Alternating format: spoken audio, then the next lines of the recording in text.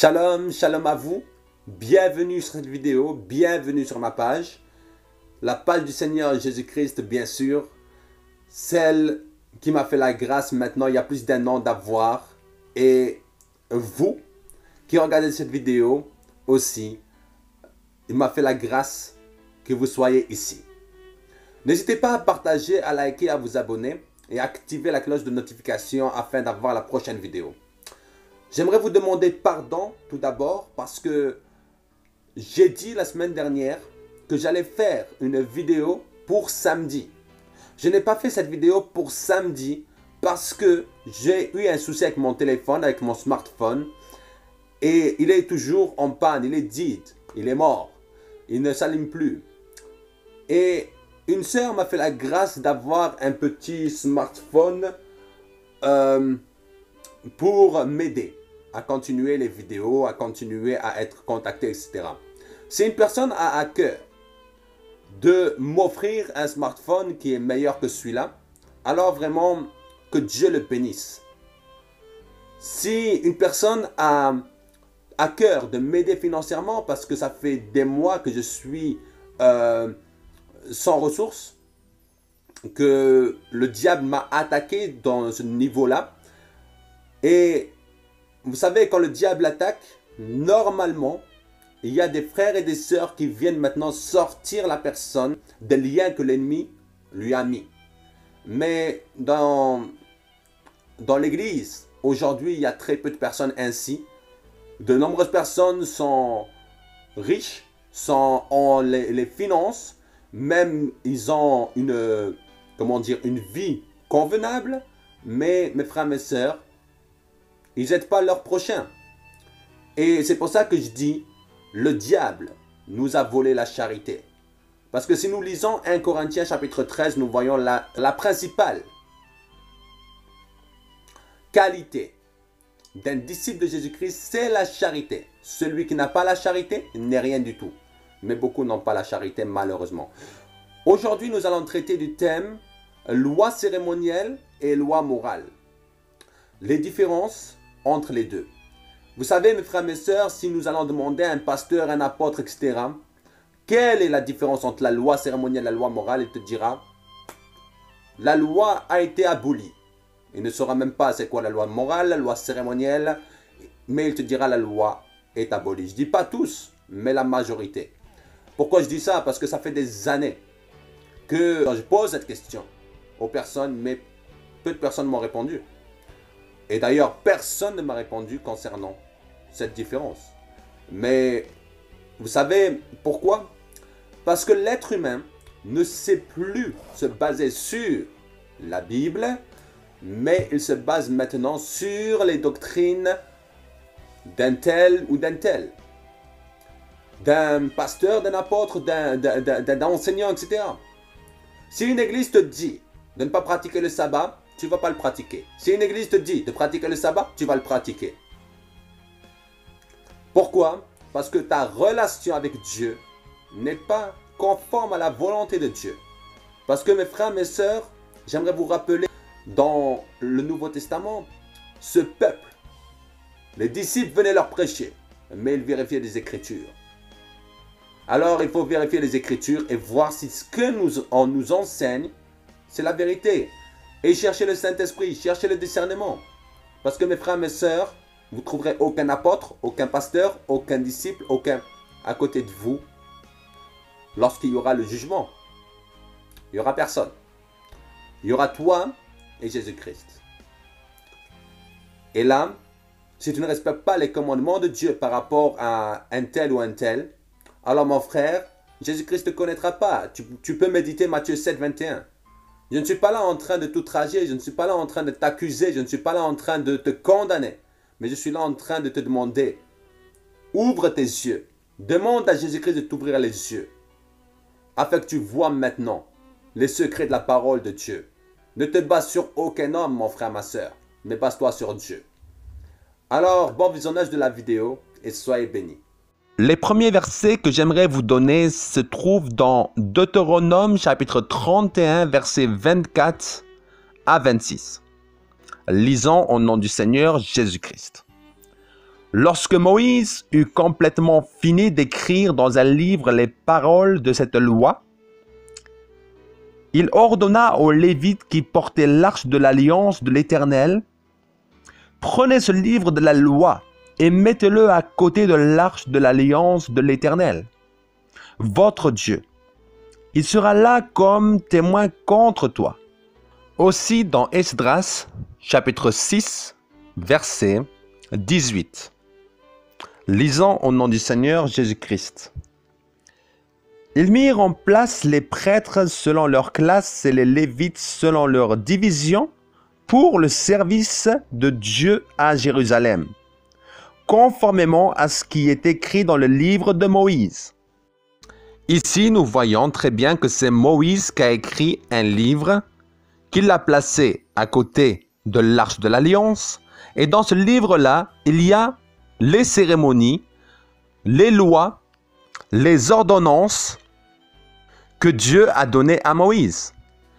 Et ils sont à plus de 600 lois qui traitent par exemple de la nourriture, qui traitent par exemple des classes de chacun.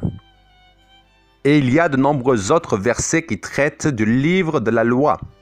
Je vous ai donné que 2 afin que vous puissiez voir la différence entre le livre de la loi et maintenant nous allons traiter les tables de la loi. Dans Exode chapitre 32 verset 15, nous lisons au nom du Seigneur Jésus-Christ. Moïse repartit et descendit de la montagne, les 2 tables du témoignage dans la main.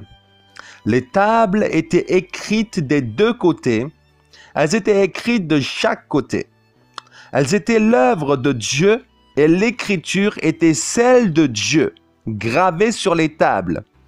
Dans 2 Chroniques chapitre 5 verset 10, nous lisons au nom du Seigneur Jésus-Christ.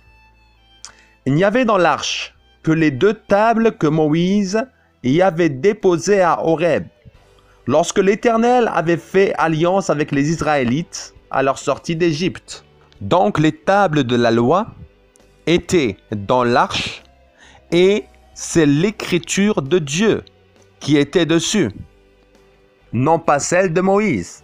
Et nous pouvons voir ce qui était marqué dans les commandements que Dieu a inscrits sur cette table de la loi dans Exode chapitre 20. Vous savez mes frères et mes sœurs, ce que je sais aujourd'hui, c'est que beaucoup nous accusent, nous qui respectons le sabbat, d'être sous la loi. Mais mes frères et mes sœurs, ils nous disent aussi qu'on est sous la malédiction de la loi. Mais voyons ce que dit Galates chapitre 3 verset 10. Je lis au nom du Seigneur Jésus-Christ. En effet, tous ceux qui dépendent des œuvres de la loi sont sous la malédiction, car il est écrit: maudit soit tout homme qui ne reste pas fidèle à tout ce qui est marqué dans le livre de la loi pour le mettre en pratique.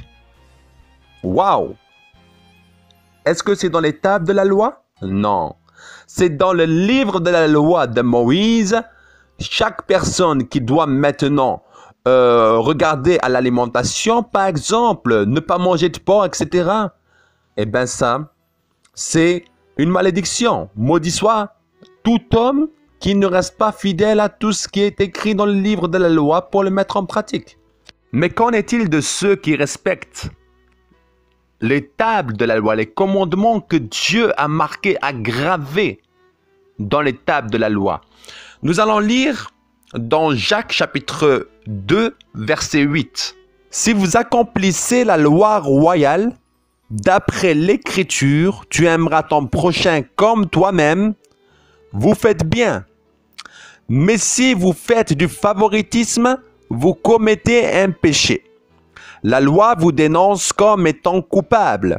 De fait, la personne qui obéit à toute la loi mais qui pêche contre un seul commandement est en faute vis-à-vis de l'ensemble.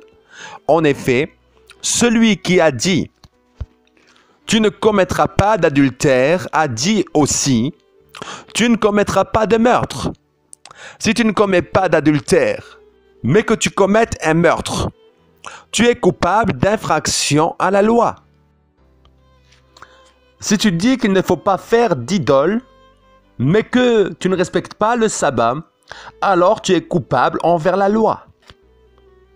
N'oubliez pas ce que le Seigneur dit concernant ceux qui retranchent de la parole de Dieu et enseignent aux autres à retrancher de la parole de Dieu. Rappelez-vous aussi de Matthieu chapitre 19, lorsque le riche est venu parler à Jésus-Christ. Au verset 17, si nous lisons au nom du Seigneur Jésus-Christ, nous lisons, il lui répondit, « Pourquoi m'appelles-tu bon? Personne n'est bon, si ce n'est Dieu seul. Je te veux entrer dans la vie, respecte les commandements. » Lesquels, lui dit-il. Verset 18, et Jésus répondit, « Tu ne commettras pas de meurtre, tu ne commettras pas d'adultère, tu ne commettras pas de vol, porteras pas de faux témoignages, honore ton père et ta mère, et tu aimeras ton prochain comme toi-même. » Ces commandements-là sont où? Est-ce que ce sont des commandements que Jésus-Christ a donnés aux riches?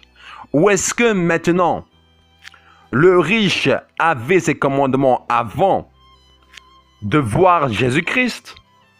Est-ce qu'elles étaient dans le livre de la loi ou est-ce qu'elles étaient dans les commandements que l'Éternel a écrit sur les tables de la loi?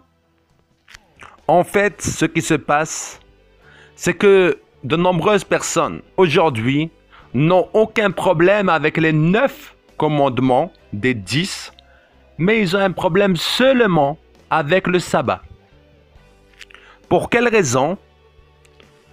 Parce que la Bible est très claire.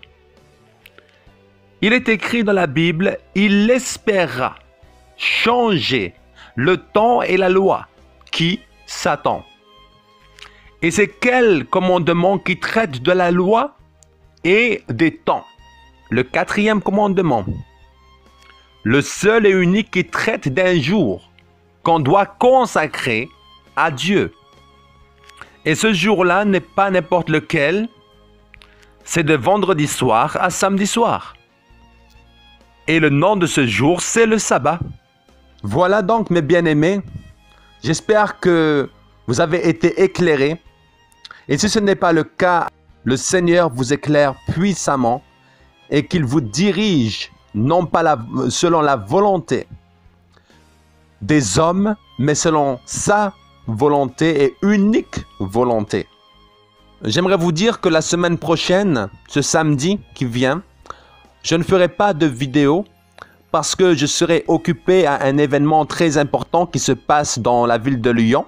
Mais je ferai la suite la semaine prochaine sur le thème « Jésus-Christ a-t-il vraiment blasphémé le sabbat ?» Soyez bénis et à bientôt.